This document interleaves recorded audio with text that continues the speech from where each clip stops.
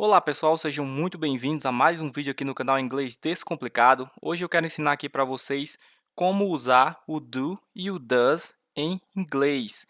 Eu vou trazer uma explicação bem simples aqui para você e eu quero que você entenda aqui que no final dessa explicação vão ter duas regras que são muito importantes. Eu peço que você fique até o final do vídeo para que você possa entender essas duas regrinhas que são muito importantes na utilização desses auxiliares aqui. Em inglês, do e does são auxiliares, são verbos auxiliares, usados para formar perguntas no presente simples.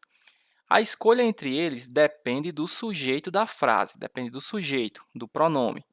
Aqui está uma explicação prática. Quando usar o do? Use do com os pronomes I, you, we, they. Esses sujeitos geralmente indicam pessoas ou coisas no plural, com exceção de I, no claro. Então, importante aqui que você memorize, você faça essa ligação entre o do e esses pronomes aqui, I, you, we, they.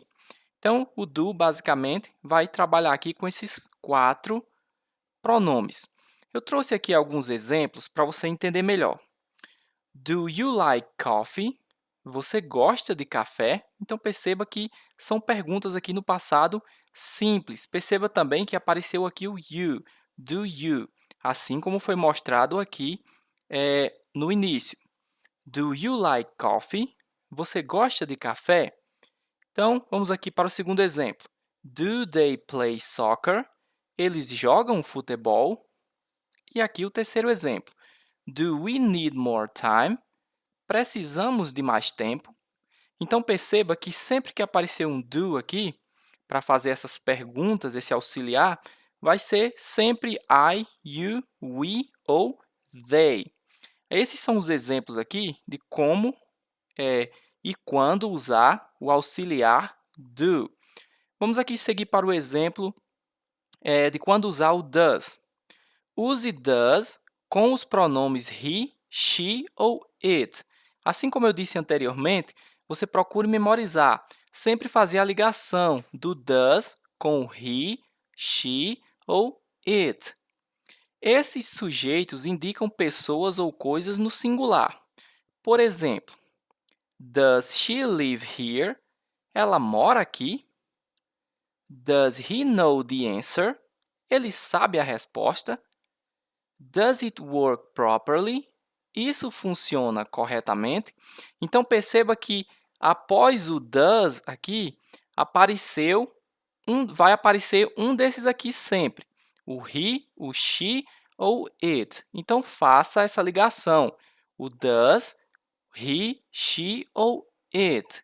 Então, esses aqui foram os exemplos.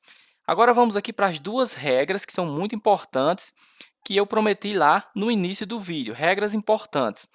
O verbo principal volta para a forma base, ou seja, quando aparecer o do ou does, o verbo que vem depois ele vai voltar para a sua forma base, sem o szinho no final, sem es ou sem o ed. Aqui tem uma frase que eu separei, uma frase correta e uma frase errada. Vamos para a frase correta. O correto seria aqui, does he like pizza? Esse é o correto. O incorreto seria does he likes pizza? Perceba que apareceu um S aqui. Então, quando apareceu o auxiliar do ou does, o verbo que vier a seguir ele volta para a sua forma padrão. Qual é a forma padrão? A forma padrão aqui é o like. Does he like pizza? Ele gosta de pizza. A segunda regra, que é uma regra também muito importante, é não use o do ou does com o verbo to be, nem com os verbos modais. Quais são os verbos modais? É o verbo can, o verbo will, o verbo should. São poucos verbos modais. Você procura estudar um pouco os verbos modais, que aí você vai entender que você não pode usar o do ou does quando for o verbo to be, nem com os verbos modais. O restante dos verbos você pode usar à vontade, você vai ver muito. Então, eu separei aqui duas frases, uma com cada uma das estruturas para que você possa aprender direitinho. Por exemplo, aqui, are you happy? Você está feliz? Então, perceba que aqui tem o verbo to be, que é o verbo ser ou estar. Você está feliz?